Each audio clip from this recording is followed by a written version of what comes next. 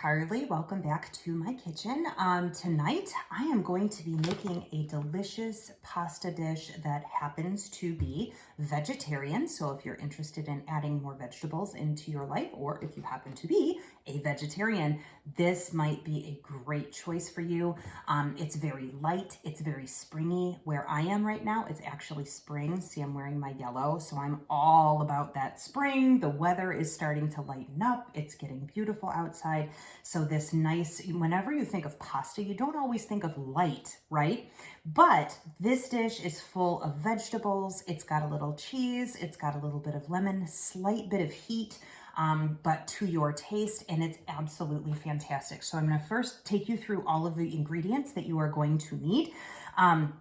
This dish is called Orecchiette with Brussels sprouts and broccoli. So if you've never heard of Orecchiette, this is this kind of pasta. You can kind of see it in there. It almost looks like little bowl-shaped pasta. If you don't have this in your local supermarket, you can also use a medium shell, which will absolutely work as well. You're going to need some green peas. You're going to need a medium head of broccoli. I have kind of two small heads here, so I will be using that. You're going to need Brussels sprouts. As I mentioned, there is lemon in this dish, so you're going to need one lemon. There is parsley. Fresh herbs are where to go with this. My recommendation is start an herb garden. Like, you pay for it once and then it keeps giving you fresh herbs, right? So it saves money in the long run than having to buy all of those dried herbs. You're also going to need 3 cloves of garlic. If you like more garlic, go more. I usually go with more, but I've got a couple garlic cloves that must be on steroids today because they're pretty darn large. You're going to need olive oil. I'm actually going to be working with our new garlic Parmesan infused olive oil. This is great for cooking. It's also great for dipping. So I've used this as a dipping for our Italian herb bread. Absolutely phenomenal. Best quality olive oil I have ever had. We also have the basil infused olive oil, which is equally as delicious. You can also just drizzle this right over some roasted vegetables to give it a little bit of extra flavor without hardly any fuss. But I'll be using this in cooking today. Our heat comes from crushed red pepper flakes. This is completely customizable. You can leave the crushed red pepper out if you don't want any heat. The more you add, obviously, the more heat it will give you. And then you need a brick or a block of Parmesan cheese. I recommend using the block cheese. It's cheaper in the long run. It lasts forever. And it doesn't have any additives in it like the other shredded cheeses will have additives to keep it from caking. So these are all of your ingredients. I'm going to go ahead and wash all of my produce right now, and then I am going to set us up for prepping our vegetables. You might not be able to see because I've got stuff in front of it, but in the background here I have my Rock Crock Dutch oven. It is preheating right now. The water is preheating so that I can start cooking my pasta. I'm going to try and make this a one-pot dish. Wish me luck. So I'll be right back with all of our prepped vegetables.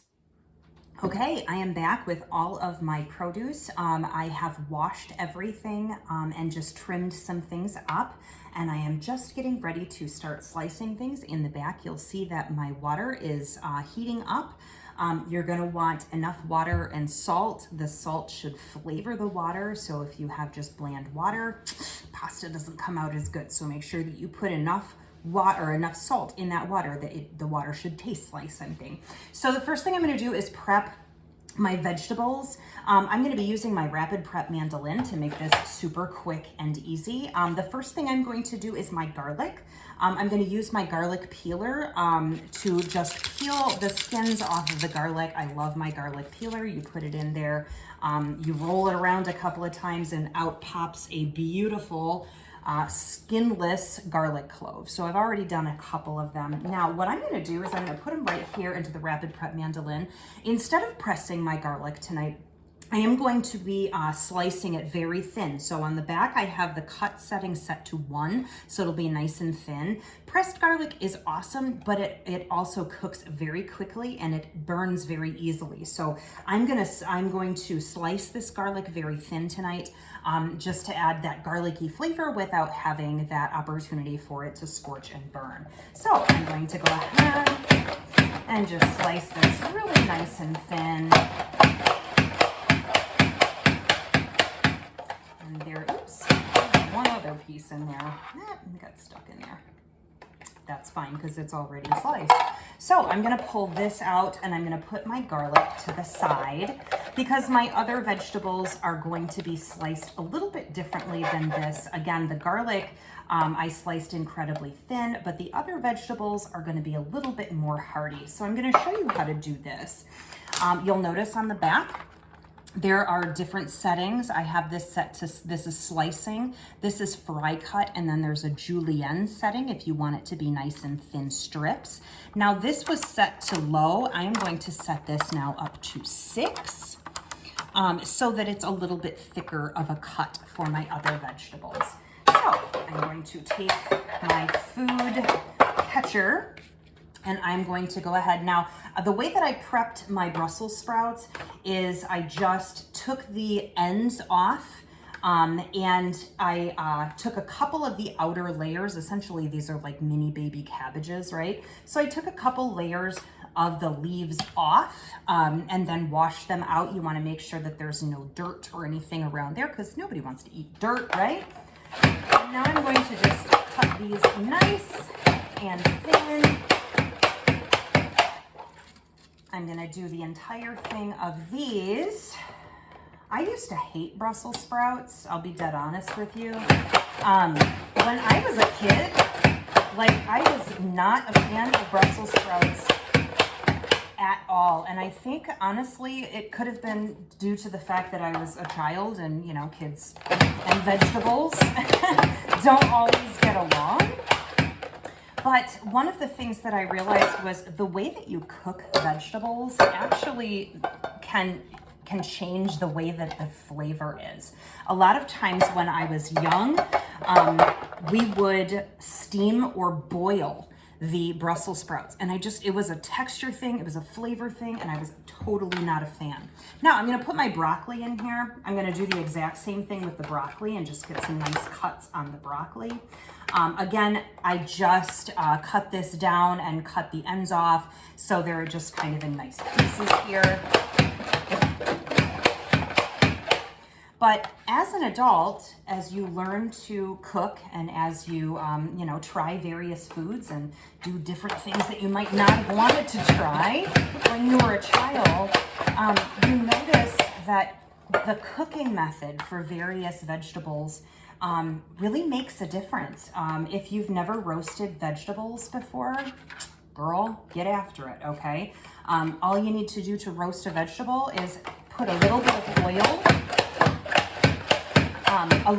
oil. You don't want it greasy, just enough to kind of coat the vegetable. Then you can put whatever seasoning on the vegetable you would like. And then you put it in the oven. Usually I'll put it in the oven maybe around 400, 425 degrees until it is kind of crispy on the outside, especially if it's broccoli. You see these little broccoli guys, they get a little crispy. It adds a little bit of texture and they're absolutely delicious. I noticed when I roast my Brussels sprouts, I'm like, they're amazing. But when I steam them or when I boil them, not so much. So this is what I'm gonna do here. I finished prepping those. I'm gonna take my parsley and just kind of stick it down in here. Yes, you can chop into the lid. So I wanna chop this pretty fine. And that's all prepped, absolutely perfect. Now, if I wanna use this, I can almost use this as almost like a little prep bowl, right? So it just kind of all comes in one little container. Gotta love that. Next thing I'm going to do is take my zester. If you don't use Zest from your citruses, y'all, you are missing a ton of free flavor. So I am going to zest this lemon. The zest is the very outer portion of your citrus. Once you start seeing the white, that is the pith. The pith is very bitter. Which, you know, bitter is kind of an interesting flavor, but that's not what I'm after right now. I am just interested in getting that incredible lemon zest flavor. This is a huge punch of flavor into your foods. Of course, we're going to use the lemon juice as well. But this on the outside is so delicious. You can put zest into your desserts. You can put zest into your sauces. You can put zest, sprinkle it over top of pancakes or, you know, anything like that. It just adds this really delicious flavor. And hey, you're using the lemon, the lime, the orange anyway, right? So might as well use this. So I have all of my vegetables prepped. It looks like my water might be coming up to a boil. So I will get the rest of this stuff out of the way and go check on my water. I'll be right back. Okay, I just added my pasta to my boiling water. It only takes 8 ounces of the pasta. So my bag of pasta was actually 16 ounces. So I just used about half a bag. The next thing I'm going to do is grate my Parmesan cheese. As I mentioned before, it is best to grab an actual block of the Parmesan cheese simply because it is better quality. It may seem like an investment right out of the gate because, you know, block cheese can be more expensive, but here's the thing about that. It's more expensive because this actually is more than you would get in a bag. And you're not paying for additives that you don't want in your food. So I am using my double-sided grater here. Obviously, since this is a hard cheese, I'm using the fine side of the grater. I want to have about a half cup of cheese once all is said and done. And the food catcher that you see down here does have measurement markings, so I'm going to do just a couple more swipes. Now, this particular grater does come with a hand guard. I'm not using it right this moment simply because I have just purchased this block of Parmesan cheese, so I don't need the hand guard because my hands aren't coming close to the grater. However, if you are getting close to the grater, then definitely use that food holder and that hand protection because, yeah, I've got a little bit less than half a cup, but if I compress this down, it'd be about a half cup. So that is perfect. Now, I am going to keep an eye on my pasta. I'm just going to stir it occasionally and bring it up to temperature until it is al dente. Al dente means it's got a little bit of a chew to it. I'm going to take it out and take it out of the pot and strain it when it's just about a minute or two under being al dente. So I want it just a little bit more firm than al dente. And then I am going to start cooking up my vegetables and then we'll add everything together. So stick with me. I'll bring you to the next step in just a minute. Okay, friends, the pasta has cooked. It is perfect. It is straining over in the sink. And now I'm going to go to the next step, which is using the same pot. I'm using my rock crock Dutch oven, and I am going to put my oil into the pan. This is a 1/4 cup of that olive oil. I am now going to take my garlic and put it right into this pan. And we're gonna start to smell the aroma of that garlic. Now, this is where the red pepper flakes come in. You can do anywhere from a ½ teaspoon to a full teaspoon. I'm using my adjustable measuring spoon here. It goes from a teaspoon all the way to 1/8 of a teaspoon. I'm just using a ½ of a teaspoon because I want a little bit of heat, but I don't want it to be, you know, inedible, especially for young people who aren't really as much into the heat of the food. So I am just going to cook this Oh my goodness, that oil, when you put your spices into the oil, it releases the oils from the spice, and it just brings a whole new life into the smell of that. So I'm just cooking this until the garlic is aromatic. It really does not take very long at all. So now what I'm going to do is add my vegetables. I'm going to start with my broccoli. And then I am going to grab my Brussels sprouts.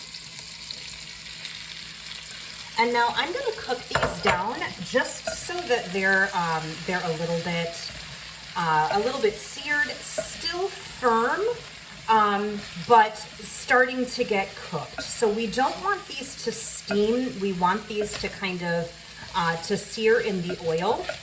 Maybe get a little brown crust when it comes in contact with the bottom of the rock crock. So what you're gonna do is just kind of coat everything with the oil and then go ahead and let this sit for a few minutes. Then as you stir it around, kind of scrape up from the bottom so that you get some of that nice color on those vegetables. Once our vegetables are done, this can go maybe 3 to 5 minutes. You'll just kind of, depending on your cook surface, you'll just kind of have to gauge. You definitely want them to be cooked through, but you don't want them to be mushy and mashy and nasty. So once these are cooked through, I will come back and show you the next step. Alrighty, so my vegetables are just about done. You can start to see there's a little bit of color. They are still, they're very, very green, very bright. And this is right where I want them, so that they're cooked but not mushy and nasty. So now I'm gonna go ahead and add my 1 cup of frozen peas. I'm gonna go ahead and sprinkle in my Parmesan cheese. Essentially what I'm gonna be doing with the Parmesan cheese now is kind of making a sauce. And I'm going to use a little bit of either reserved pasta water, or you can just use a little bit of water.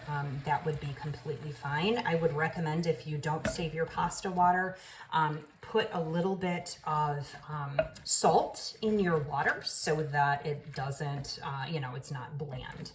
So the water should definitely taste like something. So what this is gonna do is it's just gonna kind of melt that cheese down. It's gonna add a little bit of water into the bottom. That pasta water is gonna deglaze our pan. What is deglazing? Well, it's cooling the pan really quickly, and it releases all of the brown bits that are on the bottom of the pan. So all of that, oh, my oven just warmed up. Surprise! So all of the brown bits, the pieces of vegetable that are now on the bottom of the pan, any of that garlic, those red pepper flakes, those are all coming up and being deglazed from the pan. So the next thing I am going to add here is my parsley. Now that I am getting my sauce ready here, I can go ahead and add my pasta back in here. I am going to juice half of my lemon. So this is the lemon that we zested. I'm gonna go ahead and juice half of this. Just using my citrus press makes it nice and easy, and it also catches any seeds that might be wanting to make their way into my pasta. Nobody needs to have seeds in their pasta. But what this does, first of all, it adds to the sauce. It adds a little bit of obvious lemon flavor, and it just really brightens up the dish. So it is absolutely delicious. So I'm gonna go ahead and mix this up here. Essentially what you want to do is just allow this to cook down until the sauce is formed. That water is gonna go ahead and evaporate out, and just leave this with a really nice light sauce. The last thing I am going to add to this, oh, this looks good and it really smells good. The last thing I'm going to add to this is my lemon zest. And this, again, is just gonna lighten that flavor, brighten it right up. Your heat now is on medium. We're not trying to sear this or anything, we're not trying to cook it down really a lot. We're just trying to heat up those peas, create our sauce, and then we will be ready to serve. So I will be back in just a few minutes to show you our finished product. Stay tuned. Here it is, my friends. This is the finished product. I just shredded a little bit of that Parmesan cheese over top, and you can see our pasta. There's peas, there's those beautiful broccoli, all of that Brussels sprouts. You see a little color on there. It smells lemony in here. It smells garlicky. It smells absolutely amazing. I cannot wait to dig in. So thank you so much for joining me this evening. I hope you learned something. I hope you're getting the idea that you can do this. I mean, get the right kitchen tools in your life, and this goes by so quickly. This dish is actually available on my webpage, which is Carly's Cooking Corner. So if you go to Pampered Chef and you search up my name, Carly Van Dyke, or go to Carly's Cooking Corner, this is in the recipes that are available on my webpage in the 30 minutes or less meals section. So you can find this recipe along with thousands of other recipes just by clicking over there. So thank you so much for joining me tonight. Thank you so much. Give me a like, give me a subscribe, give me a share. Share this information with your friends. And I appreciate each and every one of you. Have a good rest of your night. Bye.